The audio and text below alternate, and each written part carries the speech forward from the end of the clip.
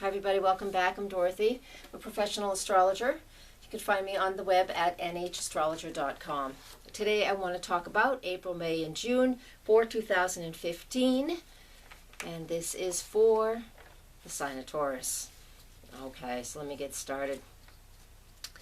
And alright, I'm going to start with April 4th. April 4th we have a full moon lunar eclipse. Now I have done a forecast on these eclipses, so you can go and check that out as well. Just, you'll find me. It's right there before this one. I don't know where it's in here somewhere.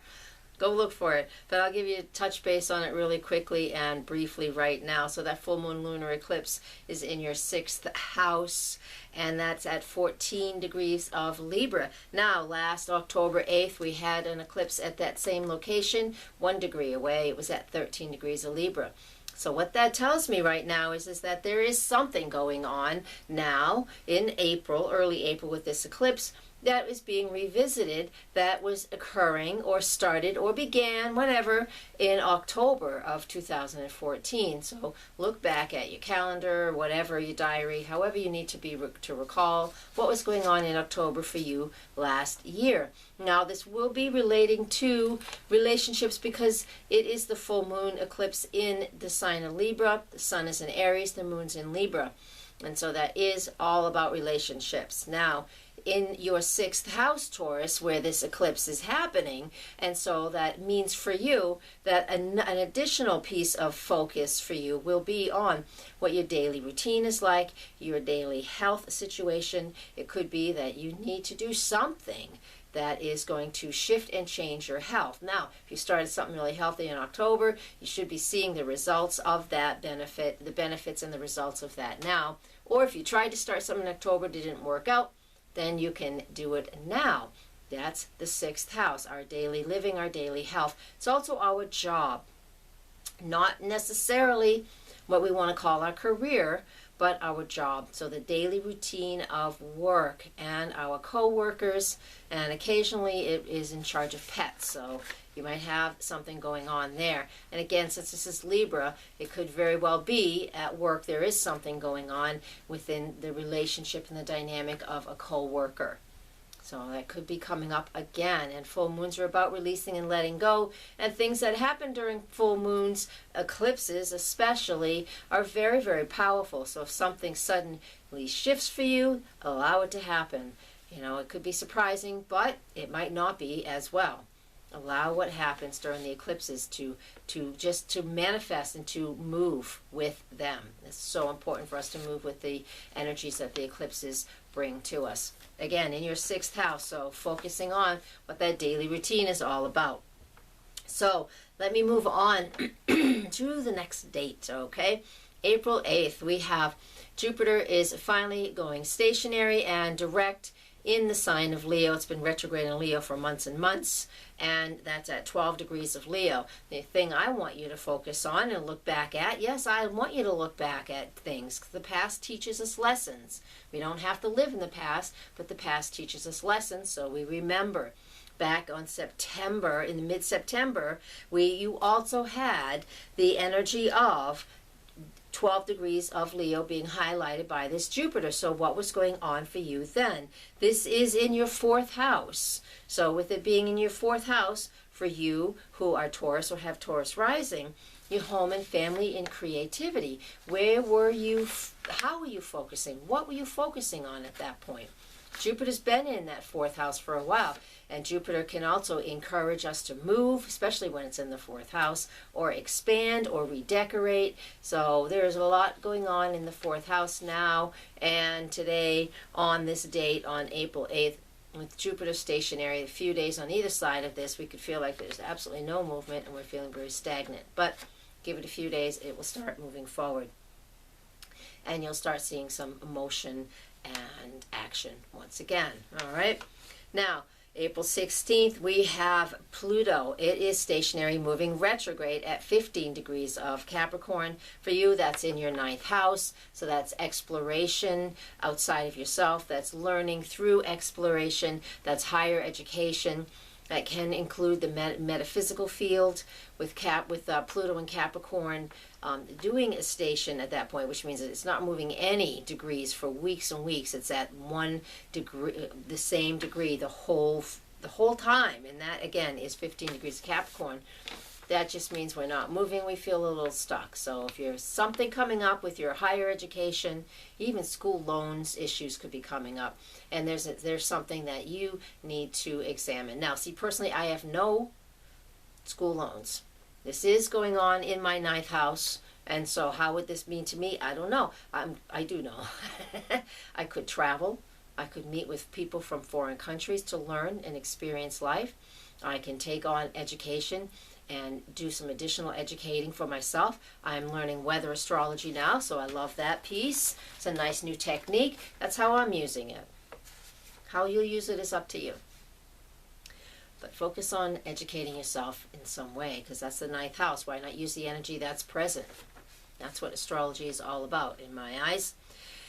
April 18th, we have a new moon, and that is at 28 degrees of Aries, and that is in your 12th house. When we have a new moon in the 12th house, that means something needs to be revealed. Something is being revealed to you. What? Something that's hidden from you, something that is psychological for you. So with the new moon in that sector, focus in, allow whatever to come up, do some deep meditation. Again, this is my rising sign, so I'm doing a forecast for myself right now. Imagine that, because I have Taurus rising, being a Gemini with Taurus rising. And so that's how it works. So for me, with that new moon in that 12th house, and for you, especially with Taurus and Taurus rising, I want you to focus on whatever is that deepest thing that's coming up. It's a psychological thing, and it's something that we should work on, because if we don't, and we ignore the emotional things that come up when there's activity in our 12th house, it can make us feel ill and put us in bed for a little while. And then you'll get your internal meditation time, whether you're sleeping because you're not feeling well, or through meditation. I choose to take action and do something. I don't like being sick, don't like being in bed. So maybe you can do that for yourself too. It's just a recommendation. All right, next I want to move on to May. May 3rd, we have a full moon, so I'm doing the full moon, new moon forecast here in some senses. Full moon, 13 degrees of Scorpio, that's in your 7th house, which creates intensity within the dynamic of our relationships and partnerships, whatever they happen to be. And if there is something going on that is not working out well for you, then it's time to move. It's time to move on. Or if there's something that has come to a head, and you can take this full moon energy, and it's a lot of emotion with this, a lot of deep emotion with the full moon in Scorpio, especially in that relationship sector. So when you're doing that and you're using that, then I'm telling you right now that what you need to do with that is to really feel the intensity of a relationship, and you can bring something to a higher level, or you can release and let go of a relationship that's no longer serving you well. Next, on May 7th, I want to go to Venus. She enters the sign of Cancer. Venus is what we value, what we love. When it's in the sign of Cancer, it's about caring and nurturing. So we value and we love caring and nurturing for the next few weeks, 3 weeks. It's in 4 weeks, actually, in your 3rd house of communication. So that means that there is something that you need to speak up about. If you feel like it, you should. But that Venus in Cancer, communicating with your family what it is that you need, and listening to what it is that they need from you. On May 5th, we have Mars moves into the sign of Gemini. That is in your 2nd house. So for the next 7 weeks, Mars, this action planet, action-oriented planet, in the sign of Gemini, which is all about communicating and talking, lots of fast little trips, local neighborhood traveling, constantly moving around and being very, very, very social. It's also important to listen. Mars isn't always so great at listening.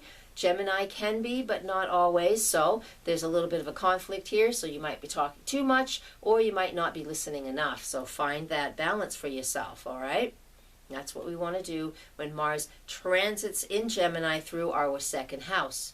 We need to listen and hear what other people around us are saying, and that in turn will help us to realize what it is we value, 2nd house, what we value. Now you can also take that second Mars moving through that second house and be very creative with that, because that second house is how we use our skills and talents to earn a living. Not necessarily our job or our career, but everybody should be using their second house, engaging their second house in some way, because we all should be doing what we love. Even if it's a hobby, we should still be doing it. So this is energy and activity relating to hobbies and relating to what we're really good at. So you might be able to take a hobby to another level and earn some money, or at least start expressing what that hobby and that creative piece of your life is all about. But then I want to go to the new moon. All right, the new moon's not a but. It's a good new moon, actually. It's on May 17th on the West Coast, May 18th on the East Coast of the United States. It's at 26 degrees of Taurus in your first house. So personal values in the new moon. So you get to set some values, a new value focus for you. What do I value? First house is about I am. What do I value? And you get to redefine that. And you get to redefine that, and you get to show the world what that is for you. It would be something very earthy, very grounded. Could be something beautiful. What do you value? And that's what this new moon wants you to do. There is a new moon forecast written out once it gets closer to this time period on my website, so you can go read that as well. And on my Facebook pages. Next, on May 18th, the issue here is we also have Mercury going retrograde on that day in its own sign of Gemini, 13 degrees of Gemini. That's in your second house. All of the Mercury retrogrades this year are in air signs, which means it will be very thought-provoking with all of the Mercuries in air signs retrograde throughout the year. This is the next one. We had one in the winter. We have one now in May. So while it's in that air sign, the communication does slow down some. It's not the end of the world. Don't think of it that way, please. Bad stuff happens when Mercury isn't retrograde. But what we get with Mercury retrograde in its own sign is a lot of miscommunication. Typically because we moved too fast, too quickly, we didn't have enough information or all of the information. And while Mercury is retrograde, we get to see what it is that we missed. Go into a retrograde with a to-do list, if you will, or with the understanding that if something comes up that needs to be redone, we're just going to do it simply and easily, and we get to work through these retrogrades without a lot of stresses and hassles. Now that is again in your second house, so what you value will be a focus. And if you already have Gemini on that second house, that could mean that you're a writer as well as somebody who does lots of lectures or is a really good listener. So there will be a shift in your energy in that for the next 3 weeks in that time period from May 18th and for 3 weeks after that. Now on May 21st, so I have my notes right here. It's just lots of little key letters, right? So on May 21st, the sun enters Gemini into the second house. And so you know that second house is the big focus for these 3 months for you, Taurus, with Taurus rising in April, May, and June. That second house is really highlighted. The sun moving in there means that you're going to focus on, again, what it is that you value. Like I've already mentioned a couple times, your values are very, very important in this 3-month time period. Now, I want to move on to the next month, and that's June, of course. June 2nd, we have a full moon, and that is at 11 degrees of Sagittarius in your 8th house. 8th house, yes. Gemini in the second house, Sag, full moon in the 8th house means that you'll be focusing on finances that are outside resources. So whether it is a credit card that you owe money on, a school loan, a mortgage, all of these things and any of these things can be a big focus for you during this full moon period. So it's just within a few days of the full moon on June 2nd. Sagittarius is also higher education, so you might be educating yourself with something in regards to higher finances or, again, the financial piece of the money that you owe others or the money you're able to use that you did not earn. Thank you. All right. On June 5th, Venus enters Leo, and that moves into your 4th house. This could be a great opportunity over the next 4 weeks to beautify your home, and to really engage in what it is that you love to do, even indoors or outdoors. It's a good opportunity for that. June 11th, Mercury is stationary direct, so it goes June 11th. So it starts on, let me see, May 18th, goes to June 11th. I threw my notes down there. And it will be turning direct at 4 degrees of Gemini, again in that second house still. So you've had 3 weeks of redefining what your values are all about and the creativity of your words and your listening abilities. On June 14th, Saturn retrogrades back into the sign of Scorpio. It's already been retrograde for quite a few months, but now it finally moves back into the sign of Scorpio. That's in your 7th house. It will be there until September 18th when it moves back into the sign of Sagittarius. So it was in Sag, now on June 14th, it retrogrades to Scorpio, and it stays in the sign of Scorpio till September 18th. And that is in your 7th house of partnerships and relationships. So there is some dynamic around karmic relationships throughout this time period. The whole time that Saturn was in the sign of Scorpio, you were working on for 2.5 years what was going on within relationships and partnerships and the karma behind them and your personal healing within those relationships. Whether you're in one or not, you can still learn a lot about relationships, especially with Saturn moving through that 7th house. And it's going to be back there for a few months. So we just have to exhale, those of us who have Saturn in that relationship part of the chart, because eventually we will have a relationship again.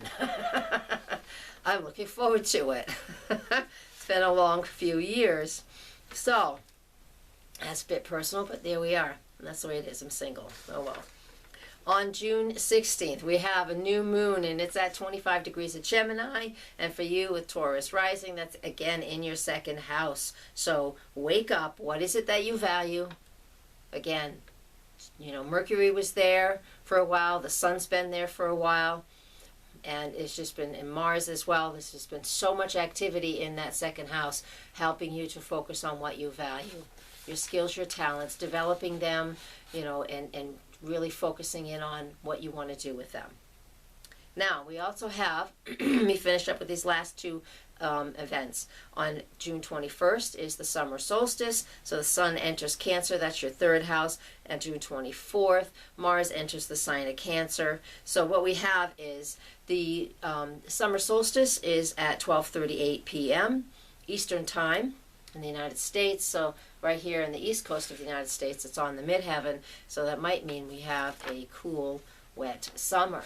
But for you folks with Taurus rising, this Cancer energy is down in your 3rd house of communication. So while you've already focused a lot of Gemini energy on communication over the last few months, with the sun and Mars moving into your 3rd house in the sign of Cancer, that means that there is a lot of emotion around the communication that you need to have, and that Cancer energy is home and family as well, and youth and childhood. So there's a major focus for you in the end of June, June 21st, for the next 4 and 7 weeks, and I'll get into that in the next forecast in a few months, but a lot of focus on your family and what's going on in your family and how you feel about that.